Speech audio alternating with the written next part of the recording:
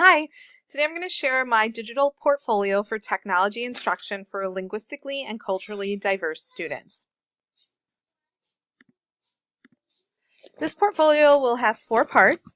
In the first part, I share a lesson that I taught using Nearpod. In the second part, I will share a tool that I introduced to my students this year, Story Jumper. In the third part, I will share an observation I had of a colleague, and she used a tool called Explain Everything in her lesson.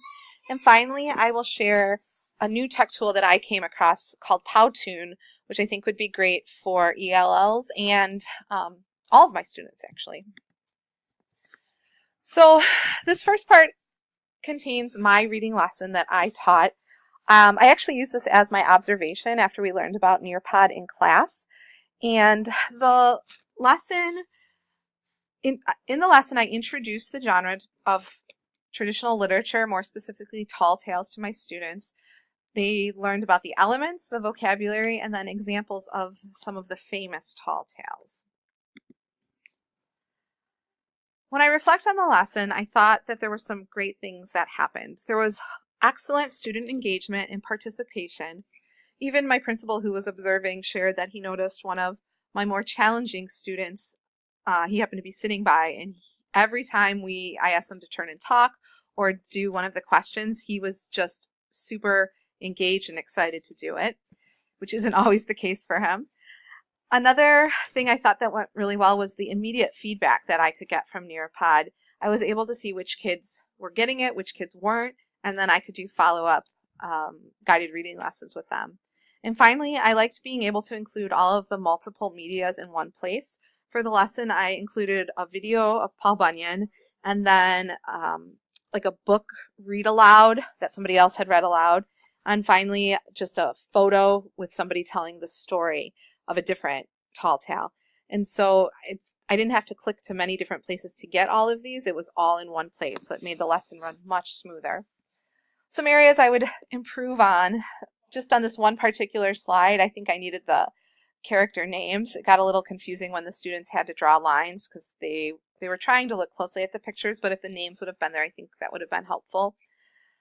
I would also have tall tale books at a wide range of reading levels so that my kids could, once they finished the lesson, they were so excited, and I only had a couple and they were more challenging. So if I could go back and do it again, I would definitely have more of those. And then finally, I noticed that the short response answers took them a while to type in. In the future, I think I would probably just ask them to turn and talk instead of trying to spend so much time typing the answers in. And it definitely was good for my ELs because I was able to have video clips and a lot of visuals. So this lesson kind of scaffolded the future lessons where they'll be more text-based. In this next part, I'll share a tool I used or I introduced to my students this year. It was new to me as well after we learned about it in class, and it was Story Jumper. So I started off by having my kids all write a Friends of 10 book, and you can see an example here. Oops. And so he had to go through and come up with different stories for each friend of 10, and they could illustrate it. But I was also able to incorporate it with other, a more creative writing. So after we did the project as a whole class, then now that they know how to use the tool, when they finish a writing project, they can go ahead and just move on to this. And one thing I love about it is that it keeps the students so engaged and active with writing. They love Story Jumper, and they will ask even on an indoor recess day if they can go and work on their stories. So they are writing and creating, and it allows for so much creativity. But then I can also do more direct instruction with it, like the Friends of 10 book. Some ways that I think I can improve on this tool for the future is that it has a feedback tool that allows me and their peers to comment and give ideas. And this is something I think that we can add in as the year goes on. And I guess my wish would just be that it's a free tool, but to get the projects you have to pay. And I wish there was a way to just share it digitally without having to pay. This is a great tool for ELLs because it's so visual based, but I think that one aspect that was a little tricky was that they really needed help with spelling if they were trying to search for something particular. If they just wanted to search through the pictures that were there, they could scroll down and easily pick something. But if they were looking for a dolphin, they had to be able to spell dolphin, or the search wouldn't necessarily find what they were looking for. I also think it might be helpful if I provided some sentence frames for them to organize their thoughts a little bit before they got started. For this third part, I observed our library media teacher teaching a lesson, a social studies lesson to my students. It was a lesson where they researched about a community worker using a text or a book. Then they took notes, and then they created a little video to share what these specific community workers did. And they used this tool called Explain Everything. And this is just a picture of what the actual workspace looks like. All the tools are on this side. They can add voice, they can add pictures, they can draw, and they can even add multiple slides if they wanted to make some type of video. Here's a quick example. I have one on the next slide as well. So here I can share this example. I am a firefighter. The most important part of my job are saving people from danger of fires. I like taking people to the hospital after a fire. I work in the fire department. In my job, I use special pants and jacket. So you can see he went on to share all of the information he learned about firefighters. Some things I really liked about this project were that the students now understand how to use this tool and can use it for future independent learning projects as another option or another way of sharing information that they've learned. It's very student friendly. The kids didn't take them a long time to figure it out. I also like how it includes a combination of reading, writing, speaking, and technology was all tied into it. The other nice part is that Explain Everything allowed us to kind of app smash. They used Pick Collage first to put their faces on the picture, and then we're able to move it into Explain Everything to talk about it.